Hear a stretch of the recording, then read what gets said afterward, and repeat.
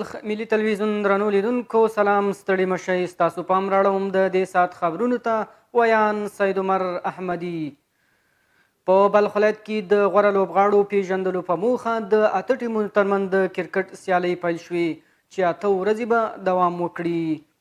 په مزار شریف ښار کې د کرکټ 15 ورځنۍ سیالۍ د 8 لوبډلو ترمنځ پیل شو. د بلخ ولایت د ورزش مرستیال احمد الله اماد د ورزشي پلانونو او پروګرامونو د بیانولو ترڅنګ په مزار شریف ښار کې د کرکټ سیالیو په اړه توضیحات وړاندې کړ. د بلخ ولایت د ورزش مرستیال همدارنګه د ورزش په برخه کې پر یو شمېر شته ستونزو هم خبرې وکړې.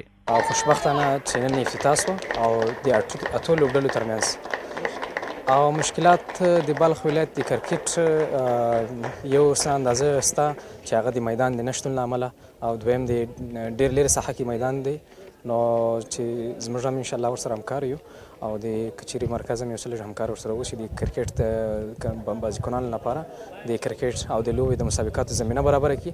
د بلخ ولایت د کرکټ بورډ مسؤل نیانګیالی حبیبي وویل چې له دې سیالیو څخه یې موخه د غوره څېرو پیژندنه او ولایتي سیالیو ته د ورزشکارانو ټاکل ښیي.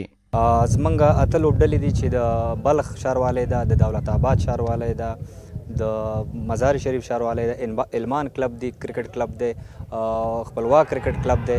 دا ټولې لوبډلې دلته راغلي دي د انټر کلب لوبو د ترسره کولو لپاره.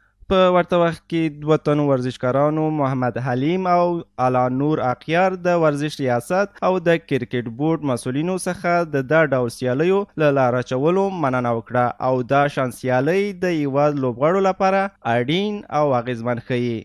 هدف دا ده چې ځوانانو ته د سپورټ په ډګر کې ښې لاسته راوړنې راوړو او هلکان نوي ځوانان وروزو، له څو چې ملي ټیم کې د مزار نمایندګي وکړي، د افغانستان نمایندگی وکړي، د اموزون لپاره نمایندگی وکړي.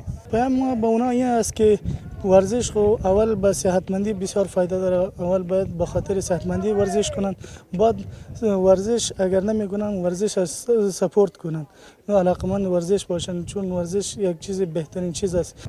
یا تقریبا 8 تیم است از ولایت سمت شمال ولایت است. خود مزار شریف 8 کلب است. بین خود بازی اول از مزار شوالی که دولت آباد شوالی بین خود مسابقه فعلا مسابقه اول است. ویلو وړ ده چې په دې وروستیو کې د هیواد په کچه د ځوانانو لیوالتیا د کرکټ لوبې سره زیاته شوې. په مزار شریف ښار کې د شیعه مذهبو ګڼو پلویانو لخوا د عاشورا مراسم په ځانګړي ډول ولمانځل شول. د عاشورا مراسم چې د مزار شریف ښار په سلطانیه جومات کې ترسره شول، په کې دیني عالمانو او شیعه مذهبو ګڼو پلویانو ګډون کړی و. دیني عالم سید حیدر هاشمي په کربلا کې د امام حسین په میړانه او مبارزي خبرې وکړې.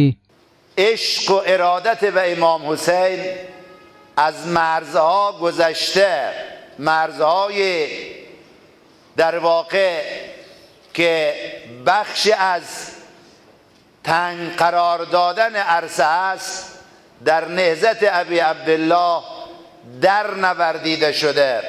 د مراسمو په پای کې یو شمېر ګډونوالو یا د ورځې په تړاو خپل شعرونه هم ولوستل. درنو لیدونکو دا و د دې ساعت خبرونه. تر بیا مو الله مل ښه وخت.